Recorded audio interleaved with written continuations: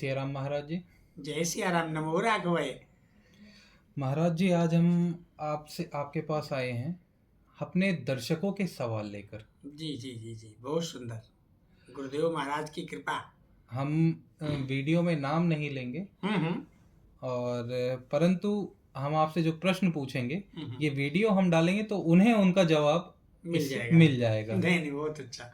जी, हमारे एक दर्शक हैं, उन्होंने हमसे सवाल पूछा था अपने विवाह योग के बारे में। जी जी। नाम और हाँ। डेट ऑफ बर्थ हमने लिख के आपको पकड़ाई है।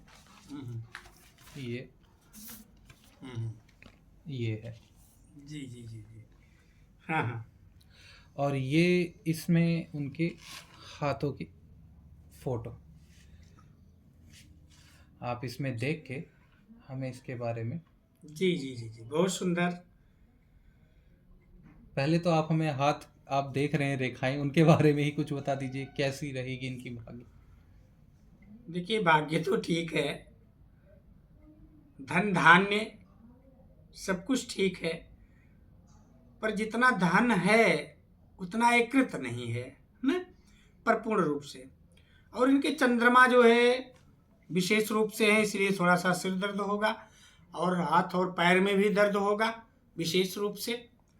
और 2025 लास्ट मतलब दिसंबर और फर्स्ट 2026 जनवरी फरवरी तक विवाह योग के जो है योग बन रहे हैं कि इस समय में इनका विवाह का जो है, छेड़खानी तो बहुत हो रही है लेकिन जो हो रहा है वो वास्तविक नहीं है। जो दिसंबर में होगा वही सबसे मूल तत्व होगा कि आप अच्छे स्थान पे पहुंच गए, आपकी योग्य वर मिलेगा। ये महत्वपूर्ण चीज है ना, उसी अनुसार से जो है। और बाकी जीवन का रहा तो अभी तो इनकी नौकरी चल रही है, सब कुछ होगा जो है, सारी व्यवस्था है, चकाचक है, कोई दिक्कत नहीं है ना। बस थोड़ा सा मानसिक तनाव जिसे कहते हैं वो है, और वो दूर हो जाएगा, स्वाभाविक है, कारण है, होना चाहिए। तो इस प्रकार से व्यवस्था बनेगी और चकाचक होगा जो है। जी महाराज जी। जी हाँ, ऐसा है इनका। हम गणना करके उसके बाद फिर मैसेज कर देंगे, ठीक है ना। अच्छा, आप मतलब गणना कर लेंगे, उसके बाद फिर आप बताएंगे, गणना हम करेंगे, आगे उसके अपने बाद दर्शक फिर को, आगे की दृष्टि क्या है क्या नहीं है जी, हम अपने दर्शक को हाँ, भेज आप देंगे। भेज देंगे जो है जी महाराज। हाँ, इसी अनुसार से होगा जो है परिपूर्ण रूप से, ठीक। हाँ। हमारे एक दूसरे दर्शक का एक प्रश्न है। वे खुद नौकरी करते हैं और उनके पति भी नौकरी करते हैं, दोनों अलग अलग प्रदेश में हैं।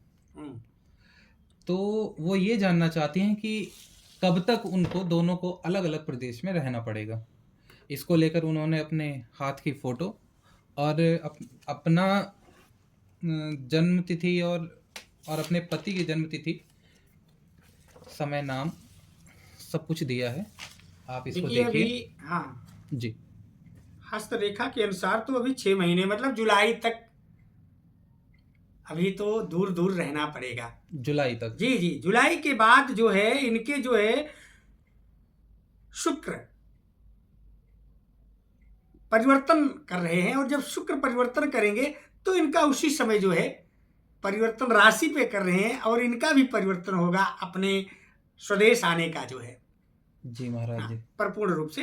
तो अभी थोड़ा इंतजार करना पड़ेगा, इंतजार करना जी। बाकी मैं गणना करके इनको भी बताऊंगा जो है, ठीक है जी महाराज। हाँ ठीक।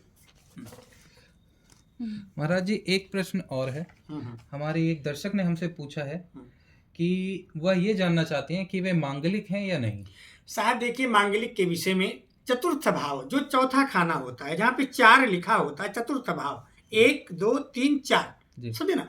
चतुर्थ भाव में यदि मंगल शनि शुक्र का प्रादुर्भाव है ना, तो वो समझिए कि मांगलिक, पूर्ण मांगलिक। और यदि केवल शनि देव है तो आंशिक रूप से मांगलिक बोला जाता है, जी, समझे ना। तो इसको तो निकालना पड़ता है, जन्म तिथि और समय दोनों होना चाहिए, और निश्चित भाव से होना चाहिए। इतने बज के इतने तक समय कब है उनका, ये महत्वपूर्ण है, किस सन में है ये महत्वपूर्ण है, तो फिर गणना करके निकालना पड़ेगा। उस सन का पत्रा होना चाहिए साहब जी। कुल मिला के उस सन का आप पत्रा खोलेंगे जी, तब वो उनकी तब वो निकालेंगे, टिप्पणी या जो भी उनकी कुंडली बनेगी, तब उनकी कुंडली बनेगी, तब ये ज्ञात होगा कि वो जो है मांगलिक हैं कि नहीं। और इस प्रकार से तो अभी आंशिक रूप से दिख रहा है। जैसे शनि चतुर्थ भाव में आगे जो है तो निश्चित है कि तो आंशिक रूप से, और आंशिक मांगलिक कोई विशेष वो नहीं होता, उसका पूजन होता है और पूजन करा करके वो परिपूर्ण हो जाता है। तब ये जरूरी नहीं है कि मुझे मांगलिक लड़की ही चाहिए, ऐसा दोष नहीं होता है। तब पूर्ण मांगलिक जब हो तब मांगलिक लड़की ही चाहिए, नहीं तो वर वधू का दोनों की हानि होती है। इस प्रकार से होता है। महाराज जी, जैसे मन में अगर संशय आ जाए कि नहीं, मांगलिक सुनने के बाद ऐसा होता है कि हाँ लोग विवाह और इन सब चीज़ों को करने से कतराते हैं, तो उसके बारे में आप क्या कहना चाहेंगे? देखिए, सर्वप्रथम तो ये होता है कि पीपल के पेड़ के पास जा करके वहाँ पे उन एक पुरुष, जिसे आप चलिए वास्तु पुरुष जैसे कहा जाता है ना, वास्तु पुरुष का जैसे घर में वास्तु पूजन होता है, उसी प्रकार से पुरुष तत्व का जो है बना करके वहाँ पे विवाह किया जाता है। और विवाह करके फिर जो है उसको विसर्जित किया जाता है, उसके बाद लाया जाता है, अपने घर में रखा जाता है जहाँ पे हम पूजन करते हैं। तो उसको फिर उसका दोष जो होता है, आंशिक का भी जो दोष मन में अगर है कि आंशिक रूप से मेरे हैं, तो भी जो है दूर हो जाता है। उसके बाद हम परिपूर्ण रूप से विवाह कर सकते हैं, फिर कोई दोष नहीं होता है।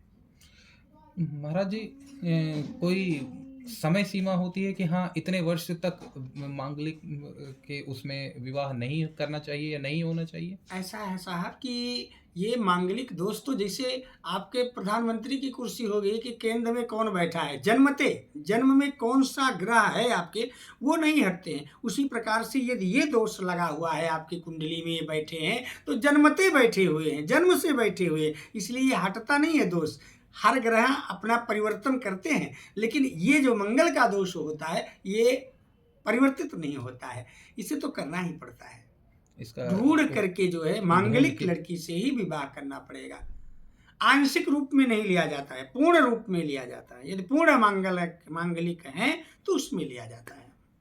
जी महाराज जी, तो हम जिनका भी ये प्रश्न था जी, हम चाहेंगे कि आप उनकी गणना करें और ताकि हम उनके सवाल का जवाब उन तक पहुंचा सकें। अब उनका जन्म समय है, सन है 2005 जी, 2005 का है। अब 2005 का पत्रा निकाल करके फिर जो है समय के अनुसार गणना करके हम आपको बताएंगे। जी महाराज जी, तब ये होगा कि परिपूर्ण रूप से है या नहीं है, इस प्रकार से। जी हाँ, ठीक है ना। जी महाराज जी, मुझे लगता है कि अभी तक जितने हमसे प्रश्न पूछे गए उनमें से ये मुख्यतः हमारे सामने आए हैं, तो हमने आपके सामने इनको रखा। आगे और भी प्रश्न आपका गोवा से आया था जो है।